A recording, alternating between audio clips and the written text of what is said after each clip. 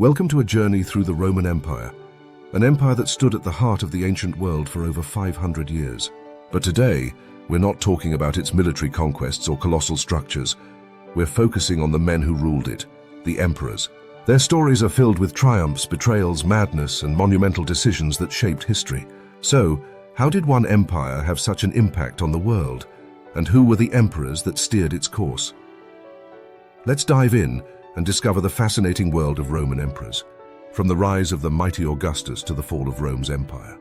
Let's go back to 27 BCE, when a man named Octavian, later known as Augustus, became the first Roman emperor. Augustus wasn't born into power, he had to earn it. Imagine a young man navigating a world full of backstabbing politics and violent conflicts. But Augustus, he played it smart.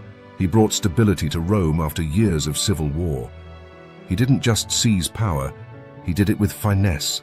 He kept the Senate happy while becoming the sole ruler, creating what's known as the Pax Romana, or the Roman peace, which lasted for 200 years.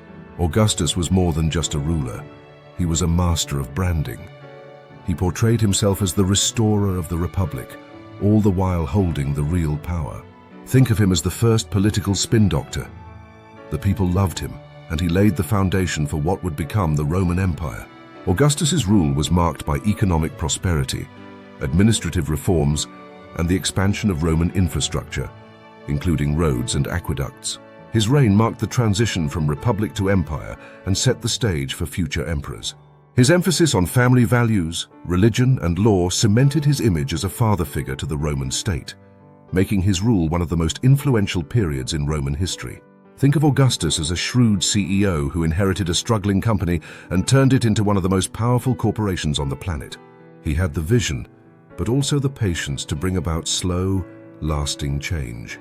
But not every emperor was as calculated and stable as Augustus. Fast forward a few decades, and we meet Nero, one of Rome's most infamous emperors. Now, here's where the drama kicks in. Nero is often remembered as the emperor who fiddled while Rome burned. But did that really happen? Well, not quite. The fiddle wasn't even invented yet, but the story captures Nero's chaotic rule perfectly. He came to power as a teenager and started off relatively well, promoting the arts and engaging in public performances. But things quickly took a dark turn.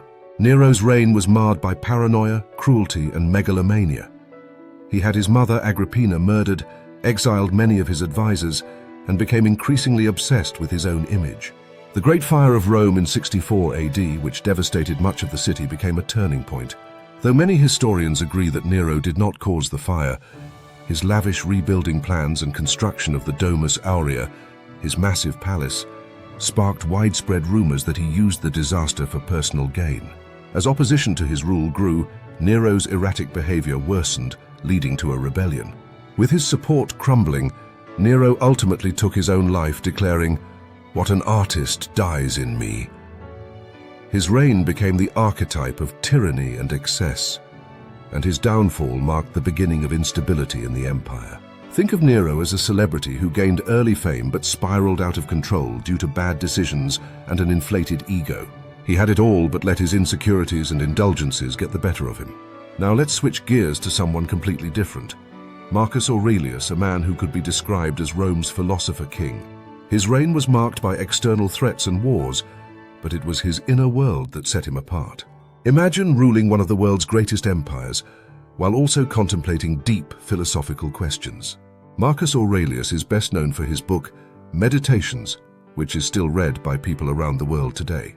It's filled with wisdom about life, leadership, and the human condition. He ruled with humility and a strong sense of duty, often reflecting on the fleeting nature of power and glory. During his reign, the Roman Empire was under constant threat from Germanic tribes along the northern borders. Despite these external challenges, Marcus Aurelius remained committed to Stoic principles, emphasizing self-control, rationality, and the greater good. His leadership was characterized by personal sacrifice and dedication to public service. Marcus Aurelius was kind of like a CEO who practices mindfulness today, focused not just on expanding an empire, but on the meaning of life and how to lead with purpose. He's proof that not all emperors were consumed by power. Some, like Marcus, were deeply introspective. If we're talking about emperors, we can't skip Caligula, the definition of absolute power gone mad. After suffering from a severe illness early in his reign, something changed in him, and his behavior grew increasingly erratic. He declared himself a god, appointed his horse to a high political position, and spent lavishly on himself while bankrupting the treasury. Caligula's rule was filled with stories of cruelty and excess, often blending fact with legend.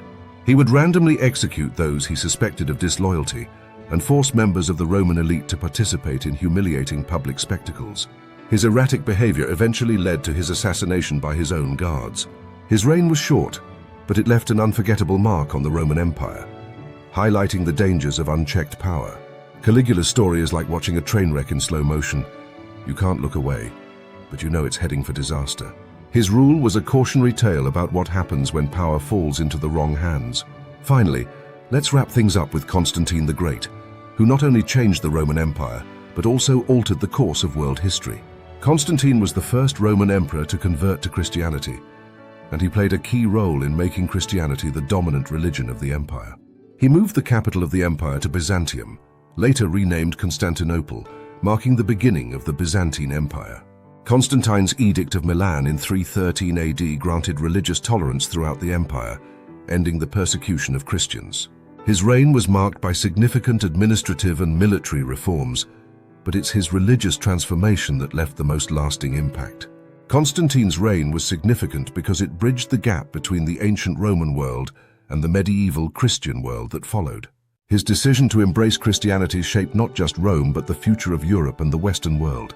The Roman emperors weren't just rulers, they were characters in a drama that spanned centuries.